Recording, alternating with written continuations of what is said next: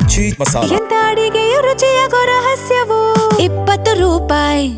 ದಾವಣಗೆರೆಯಲ್ಲಿ 10ನೇ ತರಗತಿ ವಿದ್ಯಾರ್ಥಿ ನಾಪತ್ತೆ. ಪುಷ್ಪ ಮಹಾಲಿಂಗಪ್ಪ ರೆಸಿಡೆನ್ಷಿಯಲ್ ಶಾಲೆಯಿಂದ ನಾಪತ್ತೆಯಾಗಿದ್ದಾರೆ. ನಿನ್ನೆ ರಾತ್ರಿ ವೇಳೆ ಹಾಸ್ಟೆಲ್ನಿಂದ ನಾಪತ್ತೆಯಾಗಿರುವಂತಹ ವಿದ್ಯಾರ್ಥಿ ಜೀವನ್. ಹಾಸ್ಟೆಲ್ ವಾರ್ಡನ್ ವಿರುದ್ಧ ವಿದ್ಯಾರ್ಥಿ ಪೋಷಕರ ಪ್ರತಿಭಟನೆ. ಬೇರೆ ವಿದ್ಯಾರ್ಥಿ ಬಟ್ಟೆಯನ್ನು ಹಾಕಿ ಗ್ರೌಂಡ್ಗೆ ಬಂದಿದ್ದ ಜೀವನ್.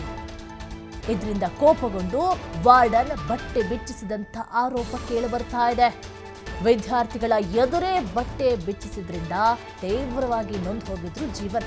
10ನೇ ತರಗತಿ, ಹೀಗಾಗಿ ಹಾಸ್ಟೆಲ್ ಬಿಟ್ಟು ಹೋಗಿದ್ದಾನೆ ಅಂತ ಹೇಳಿ ಪೋಷಕರು ಆಕ್ರೋಶವನ್ನು ವ್ಯಕ್ತಪಡಿಸ್ತಾ ಇದ್ದಾರೆ.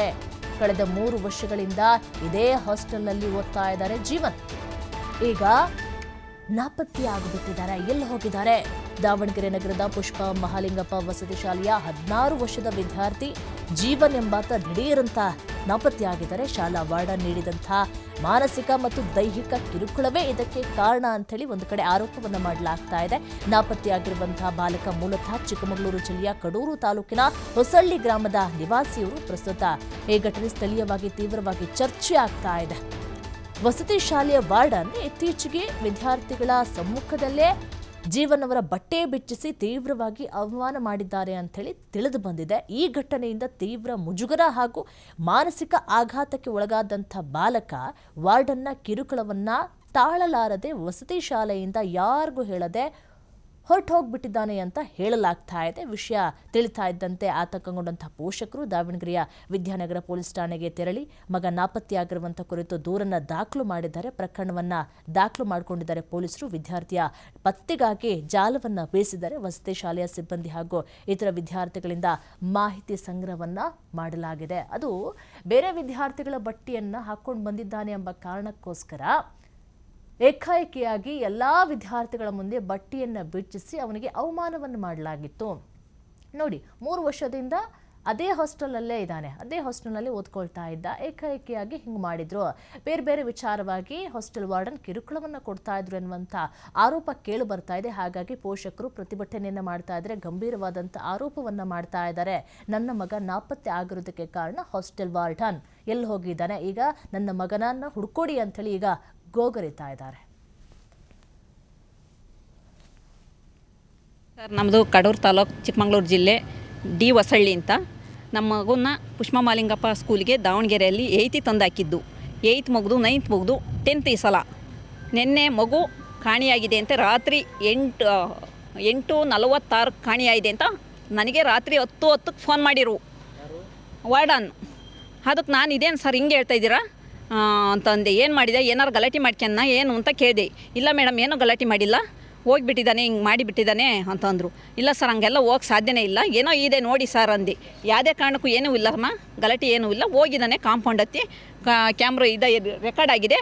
ಬೆಳಿಗ್ಗೆ ಇವ್ರು ಬರ್ತಾರಲ್ಲ, ಮ್ಯಾನೇಜ್ಮೆಂಟ್ನವ್ರು ಬರ್ತಾರೆ, ಆವಾಗ ಇದು ಕ್ಯಾಮ್ರದ್ದು ರೆಕಾರ್ಡ್ ಇರೋದನ್ನೆಲ್ಲ ತಕ್ಕೊಡ್ತೀವಿ ಅಂತಂದರು.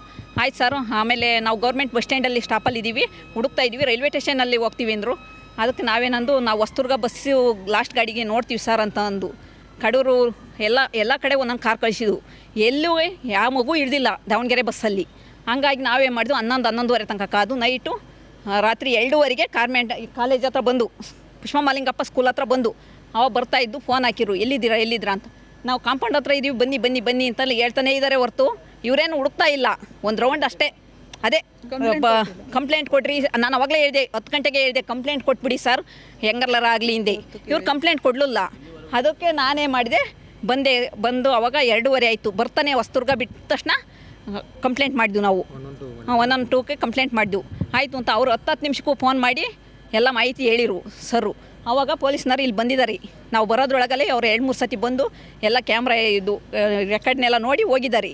ಹೋಗಿದ ಮೇಲೆ ಇವ್ರ ಹತ್ರ ಬಂದರೆ ಇವ್ರು ರಾತ್ರಿ ಹೋಯ್ದಾನೆ ಕಾಂಪೌಂಡಾರಿ ಅಷ್ಟೇ ಹೇಳ್ತಾರಲ್ಲ ಇವರು.